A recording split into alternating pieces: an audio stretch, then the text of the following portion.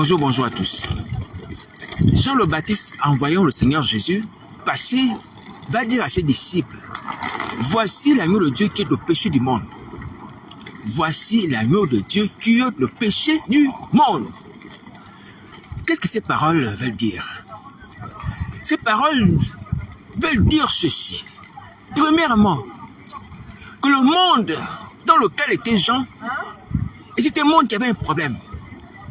Ce monde était sous la domination du péché.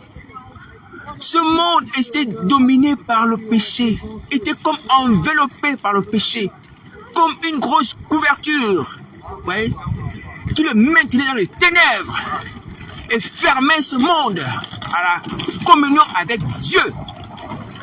Est-ce que vous entendez?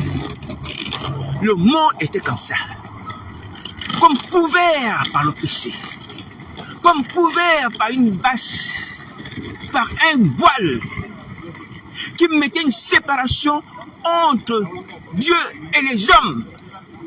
Est-ce que vous entendez? Cette couverture était le péché. Le péché. Et ce péché vient du fait que nos premiers parents, Adam et Ève, avaient mangé l'arbre de la connaissance du bien et du mal.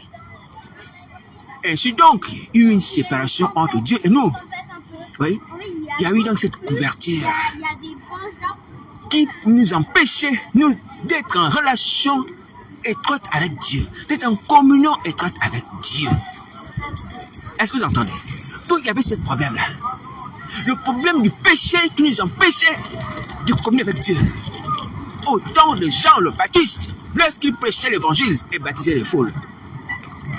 Alléluia. La seconde chose que ces paroles disent, c'est que ce problème de péché a été résolu par un homme que Jean le Baptiste a vu en train de marcher. Et lorsqu'il va voir cet homme, il va dire à ses disciples, voilà la solution de Dieu. C'est lui qui ôte le péché du monde, cet homme-là. Est-ce que vous entendez? Alors donc, le monde qui était couvert par le péché qui nous empêchait d'avoir la communion avec Dieu, avait trouvé en Jésus de Nazareth la solution pour que ce péché n'existât plus. Le péché n'existât plus. Et que nous puissions réellement être en communion avec Dieu. Alléluia. Au travers de la personne de Jésus-Christ de Nazareth. Ce Jésus-Christ de Nazareth avait été envoyé par Dieu lui-même. Est-ce que vous voyez? Donc la solution au péché avait été trouvée par Dieu. Vous voyez? Dieu voulait à nouveau communier avec l'homme.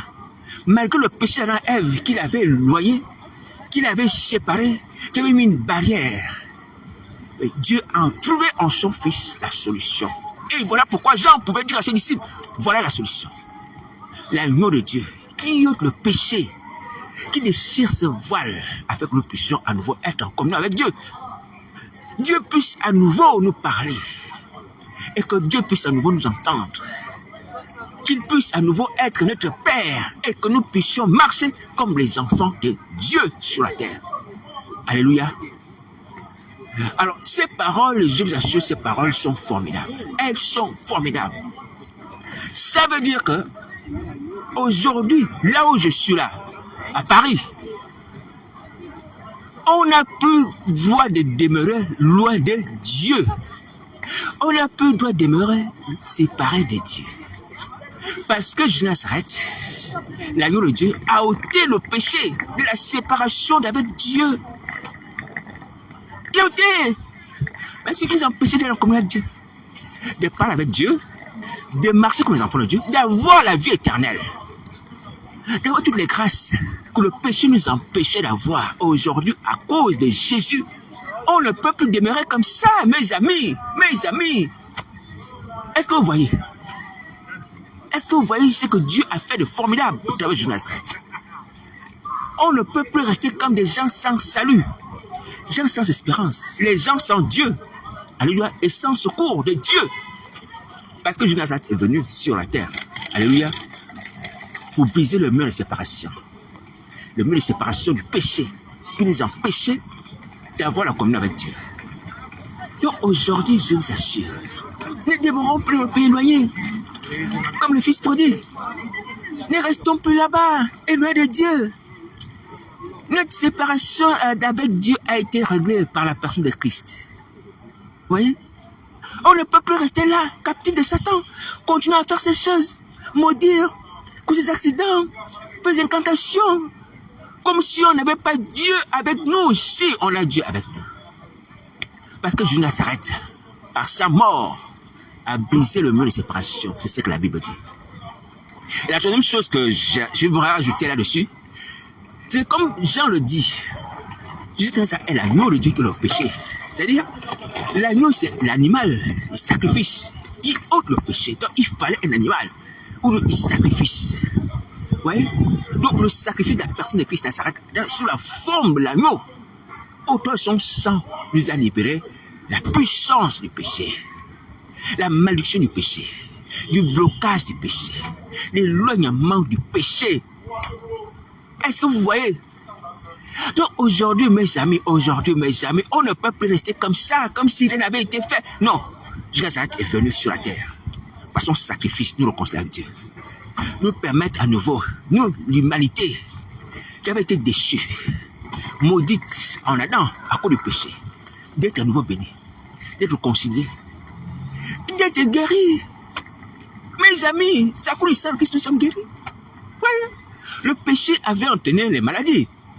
Et la Bible dit que c'est par ces meurtrissures, les meurtrissures de Jésus de Nazareth, c'est-à-dire les flagellations qu'il a subies, c'est par lesquelles nous sommes guéris. Oui, l'agneau a subi les flagellations pour que nous soyons guéris. Puisque le péché avait provoqué dans nos vies, a été réglé par la personne de Jésus de Nazareth. Donc on ne peut plus rester dans nos maladies. On ne peut plus rester dans nos maladies. Pourquoi on veut vivre comme si Christ n'était pas venu sur la terre régler le problème du péché et de ses conséquences? Pourquoi?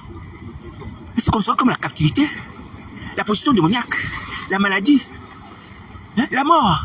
Pourquoi on peut demeurer comme ça, mes amis? Et vous qui lisez la Bible, ça vous sert à quoi de lire la Bible? L'évangile surtout.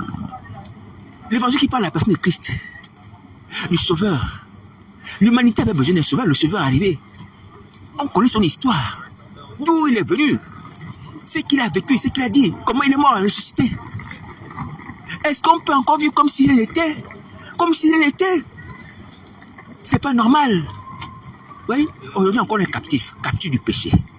Captif de Satan le diable. Captif des démons. C'est pas normal.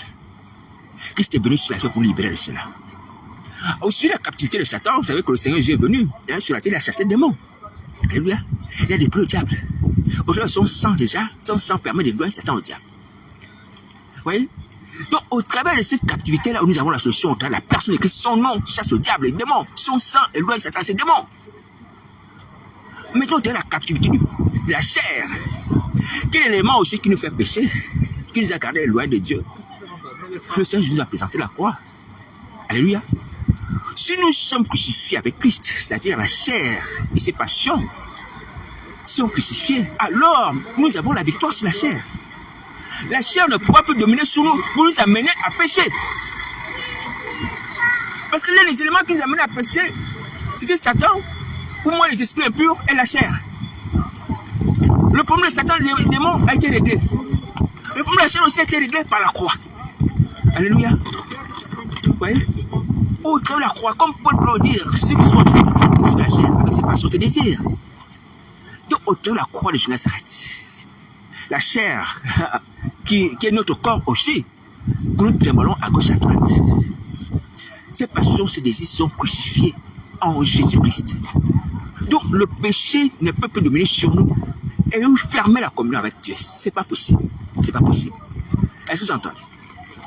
Alors, aujourd'hui, je viens vous dire, mes amis, on n'a pas d'excuses pour rester là où nous sommes. Les gens le disent, on n'a pas d'excuses pour rester dans nos péchés. On n'a plus d'excuses. Christ est venu nous libérer. Christ est venu briser le mur de séparation. Christ a tout accompli à la croix de Golgotha, avec perfection. Il faut s'approcher de Dieu. Il faut s'approcher de Dieu maintenant. L'agneau de Dieu a ôté le péché. L'agneau de Dieu a ôté la séparation, a ôté les éléments, les agents. Il les a vaincus, a fait mourir la chair à Golgotha. Il n'y a plus de raison de demeurer dans le péché. Est-ce qu'il y a du péché? Non. Est-ce que vous entendez ça? Maintenant, il faut accepter Christ comme maître et sauveur et croire à ce qu'il a fait. Croire que Christ nous a libérés du péché. Crois que Christ a ôté ton péché. Crois que Christ t'a racheté. Il faut croire cela et dire cela à Jésus de Nazareth. Crois que tu as été crucifié avec Christ à la croix. J'ai été crucifié avec Christ. En fait, ce n'est plus moi qui vis, c'est Christ qui vit en moi. Il faut que tu crois et tu confesses cela. Comme Paul l'a dit. Et tu verras ces choses se manifester à vie, tu seras libre. Dépêche-toi. Tu ne dois plus vivre dans le péché. Mais si tu persévères dans le péché, tu seras frappé. Quitte le péché maintenant. Quitte le péché. Quitte le péché. Christ a tout accompli. Quitte le péché. Ça, tu seras puni. Fais des péchés. Voici la parole de Christ. Bon courage.